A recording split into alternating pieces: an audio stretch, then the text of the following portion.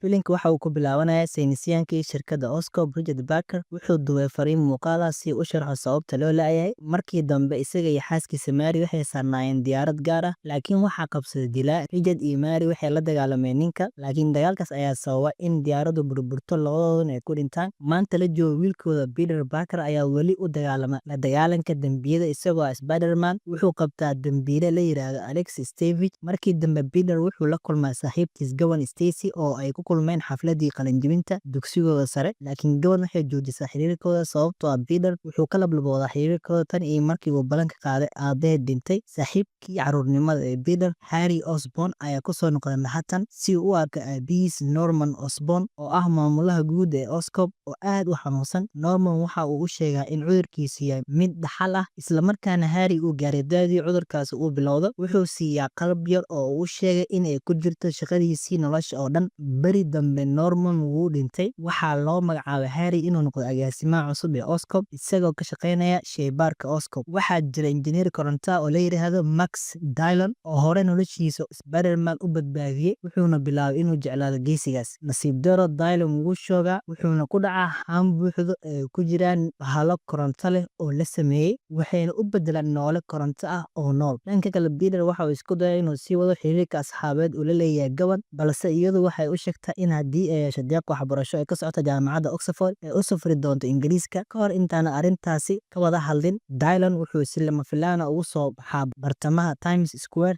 halkaasoo si kam ah u soo koronto la'aan dhammaan magaalada. Spider-Man ayaa la dagaalama, wuxuuna ku guuleystaa inuu joojiyo. Dillon waxaa loo diraa xarunta Ravencroft, halkaasoo cilmi-baaris ku sameeyo saynisyahan Jarmal ah oo la yiraahdo Dr. Ashley Kafka. Dhanka kale, calaamadaha ugu horeeya ee xanuunka Harry ayaa bilaabay in ay muuqdaan, wuxuuna adeegsanayaa qalabkii aabihiis, wuxuuna ogaaday in dhiigga Spider-Man laga yaabo inuu badbaadin karo. Wuxuu weydiistaa Peter oo sawirada Spider-Man u geeya jaraa'idada Daily Bugle inuu ka caawiyo helitaanka Spider-Man, balse Peter wuu diidaa maadaama uusan hubin waxa ka dhalan kara dhiig wareejintaas. Wuxuuna ka baqayaa inuu la kulmo isbeddel halis ah sida Dr. Curt Connors. Inkastoo Peter markaas dambe uu u yimaado Harry isagoo ah Spider-Man, haddana wuu diidaa codsigiisa, taasoo kasii xanaajisa Harry. Agaasimaha ku-xigeenka Oscorp Donald Menken wuxuu eedayn been ah dusha ka saaraya Harry, isagoo ku eedeeya inuu qariyay shilkii Dillon, wuxuuna ka saaraa xilkii agaasinimo. Kaaliyaha Harry, Felicia Hardy, ayaa u sheegtay in Oscorp uu ku jiro qalab daaweyn kara, wuxuuna heshiis la galayaa Dillon, kaasoo hadda isku magacaaba Electro, si uu uga gacan siiyo si uu ugu noqon lahaa xarunta Oscorp. Electro wuu oggolaadaa, wuxuuna dilaa Dr. Kafka. Markii Harry uu gudaha u galo, wuxuu halkaas ka helaa qalab dagaal ah iyo suud difaac ah oo uu Norman diyaariyey, iyo sun laga keenay cayayaankii la beddelay hadda la burburiyey. Balse marka uu Menken ku qasbo inuu ku daro suntaas, waxay sii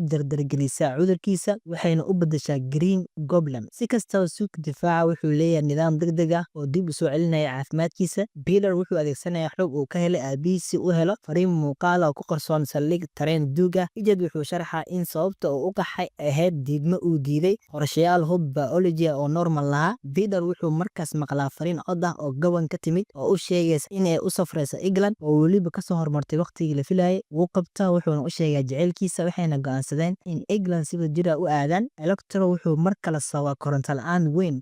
Peter wuxuu u dhaqaaqaa dagaal, Gwen way raacdaa. Labadooda waxay soo celinayaan korontadii, waxayna si xad dhaaf ah ugu shidayaan koronto jirka Electro, taasoo keenta dhimashadiisa. Harry ayaa ku soo dhacay isagoo wata qalabkii Norman. Markii uu arko Gwen, wuxuu gartaa in Spider-Man uu yahay Peter, wuxuuna u dhaartaa inuu ka argudanayay dhiig wareejintii laga diiday. Wuxuu abduubtaa Gwen, wuxuuna kor geeyaa saacaddii weyneed. Peter wuu la dagaalamaa, ugu dambeyn wuxuu xakameeyaa Harry, laakiin Gwen waxay ka dhacdaa munaaradda. Markaasuu Peter isku daya inuu badbaadiyo isagoo ku qabta shabaq. Nasiib darro, jugta ka dhalata joojinta degdega waxay jebisaa qoorteeda, waxayna ku dhimataa gacantiisa hortiisa. Peter oo qalbiga laga jebiyey wuxuu joojiyaa shaqadii uu hayay Spider-Man. 5 bilood kadib, Harry wuxuu la tacaalayaa saameynta isbeddelkii ku dhacay isagoo ku xiran Ravencroft. Saaxiibkiis Gustav Veris ayaa booqda, waxayna bilaabaan qorshe ay koox ku dhisayaan. Harry wuxuu farayaa Veris inuu ka bilaabo Alex Stevich. Markii dambe, koox ragga ayaa xabsi ka soo furtay Stevich. Wuxuu xiran yahay suud weyn oo koronto makaanig ah, wuxuu isku magacaabayaa Rhino, isagoo burburinaya waddooyinka magaalada. Peter oo dhiirigelin ka helaya khudbaddii Gwen ee qalinjebinta, wuxuu mar kale xiranayaa suudkiisii, wuxuuna la dagaalamayaa Rhino isagoo ah Spider-Man.